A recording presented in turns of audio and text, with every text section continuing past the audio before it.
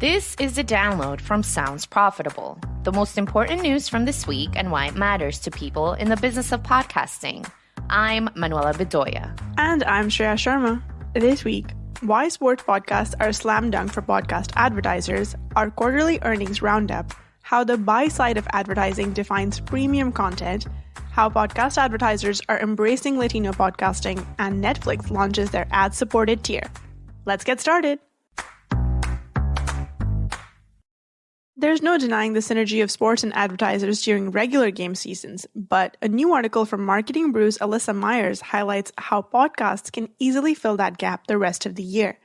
Quote, "The sports podcast genre is among the top 5 most popular in the US, according to Edison Research, and the percentage share of ad revenue for that category more than doubled from 2020 to 2021, according to the Interactive Advertising Bureau." End quote. Several of Myers' sources stress that sports is one of the most in-demand podcast genres for ad buyers. Stephen Abraham, president of the Oxford Road, said the agency's biggest clients are interested in this space due to its reach with an active and engaged audience. Quote, "A good sports podcast media plan includes both," according to Abraham. "Major shows that cover entire leagues or sports news in general can provide the benefit of reach, but fan-led shows that focus on specific teams tend to be more targeted and affordable," he said, end quote. Regardless of a show's popularity, the CPM of a sports podcast has the benefit of flexibility even in the off-season. Locked On Podcast Network CEO David Locke reports listenership spikes more during off-season times, like trade deadlines, than during important games during the normal season. Traditional media has spent decades refining their infrastructure around courting sports fans when players are on the court. Podcasting has the flexibility and staying power to capitalize on sports fandom's dedication for their favorite pastime and make sporting content a perennial avenue for advertisers.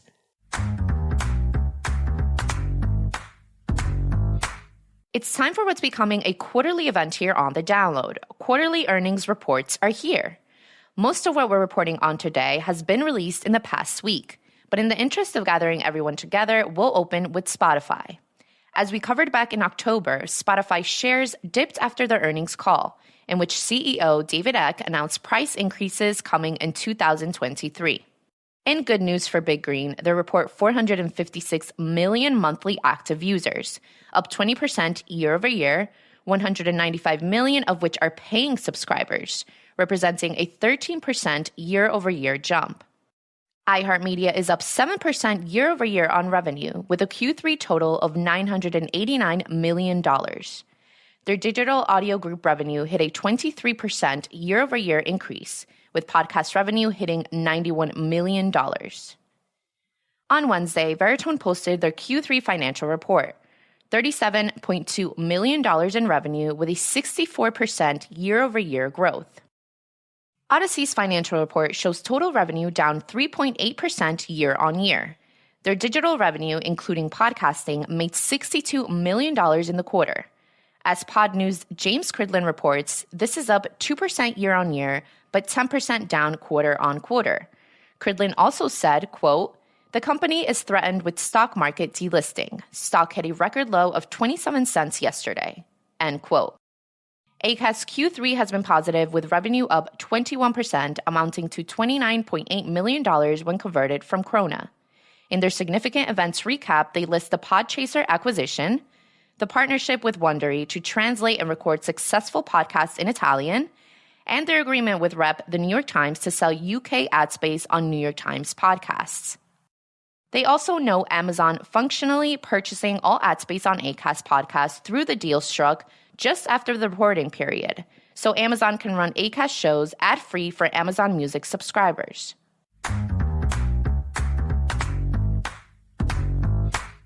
On Wednesday, Ronan Shields, writing for Digiday, published a piece covering how the buyer side of the market is defining premium ad content and the general mood of the industry in regards to the looming threat of recession.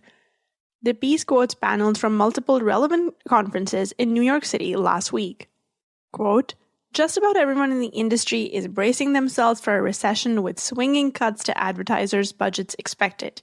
Fellow panelists Jesse Fisher from Horizon Media and Group M's Ezra Backer offered insights into how marketers would make budgeting decisions.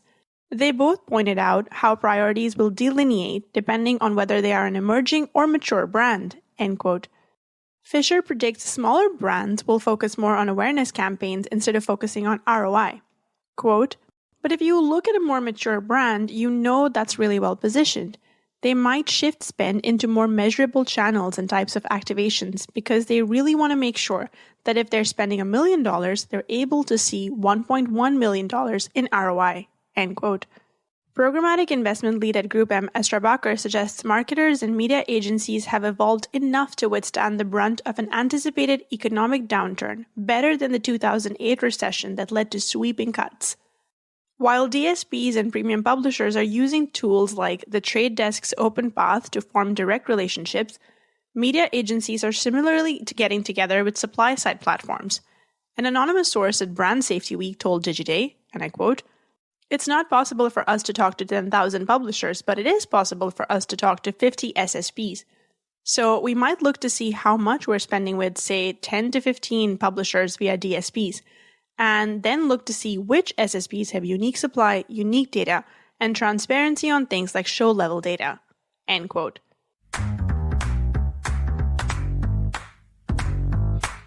Back in August, the third annual Latino Podcast Listener Report from Edison Research was published.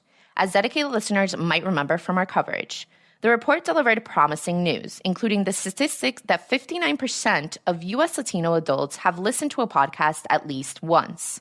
This past Wednesday, Alyssa Myers, writing for Marketing Brew, covered both the highlights of the report and how the podcasting industry is adjusting to the rise in Latino audiences. Latina Podcasters Network and Latino Pod CEO Rita Bautista says their stable of 40-plus podcasts broke six figures in ad revenue so far in 2022, working with brands like Ulta Beauty, Pfizer, and Gold Peak. The network does not run pre-recorded ads, preferring host-read copy to ensure authenticity.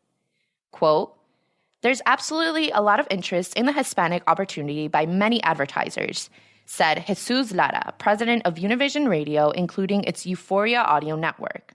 "There's other advertisers that will need a little more education," he says.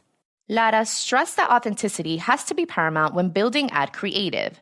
Ad Results Media VP of Media Operations and Analytics, Lisa Jacobs, says she advises brands to not only write copy in another language if they have someone fluent around to work on the translation. Jacobs told Marketing Brew this might seem self-explanatory, but there have been situations in the past where someone used Google Translate to try and convert copy to another language.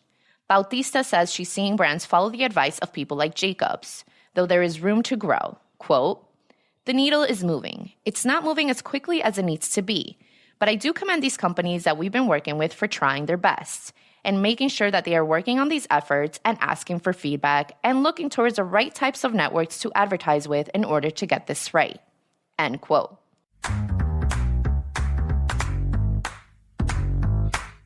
Previously, we've covered Netflix's moves into making its cheapest tier an ad-supported one. Last week, the platform officially launched the tier charging $6.99 for basic with ads in the US, as well as 8 other countries.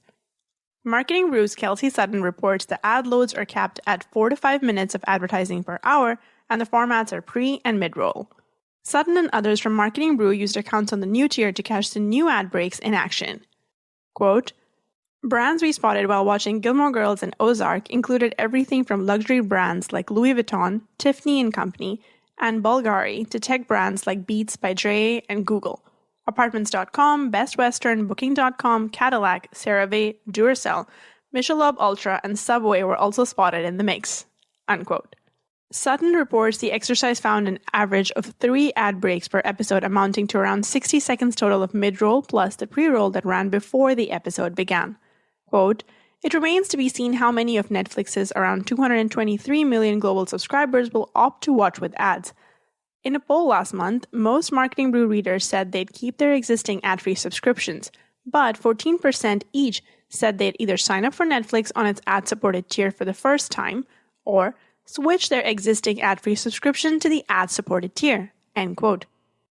The new service isn't plug-and-play just yet, as Netflix has to renegotiate licensing agreements with studios before it can run ads on their properties. They also appear to still be working on implementing the measurement tools produced by their partnership with DoubleVerify, Integral Ad Science, and Nielsen. While Sutton mentions some advertisers are waiting in the wings to gauge the public's reaction to the new tier, it's clear plenty of big-name advertisers are interested in buying ad space on premium content. Netflix's CPM for their new ad slots has been reported between $60 to $80. It's exciting to see both the interest and the price holding in a buyer's market. Now, to see if Netflix can deliver long-term, for now we can only watch, both literally and figuratively.